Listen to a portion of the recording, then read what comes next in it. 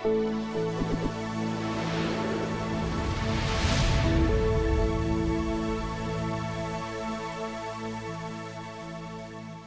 institution was designated, the national designated entity in 2015 because of the role that the institution plays in technology transfer.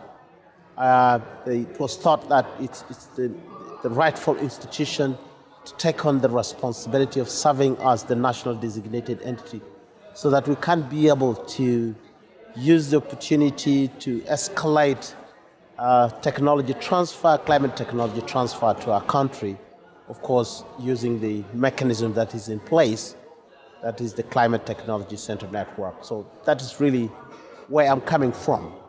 And also, again, because of this responsibility and having worked in the background in technology transfer, when we applied for support to undertake the technology needs assessment, we thought that it was befitting that we still serve in the same position as the technology needs assessment coordinator so that we build that synergy and the knowledge that we have accumulated over the years working with the technology mechanism.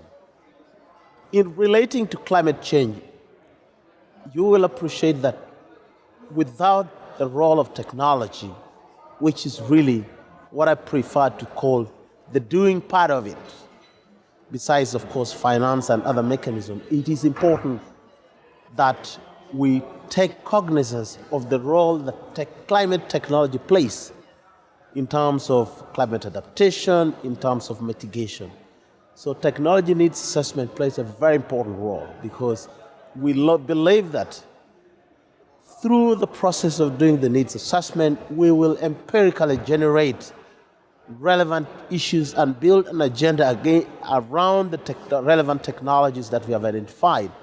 And through that, we should be able to leverage existing technologies that the country should benefit from in terms of addressing climate adaptation and mitigation. So it plays a very important role.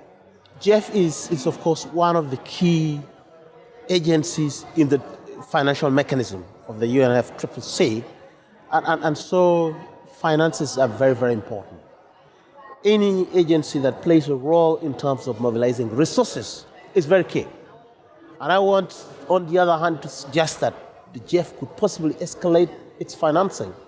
One of the key things that I've raised with my partners, the DTU, in the implementation process is the resources required to undertake this exercise.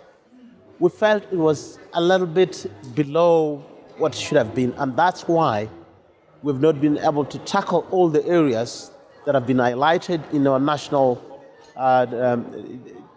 determined contributions. We've had to cut short and look at 4 sectors.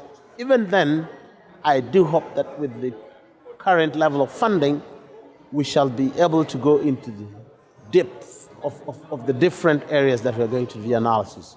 Yes, so the GEF instead should, yes, there could be some re-engineering here and there, but principally, the GEF should stay in place to provide this financial assistance, even beyond what we are saying now, because we still have to take the outcome of the technology needs assessment and developing technology action plans, and eventually, of course, hopefully bringing out some bankable projects that we believe that GEF will still play a big role in terms of supporting its implementation.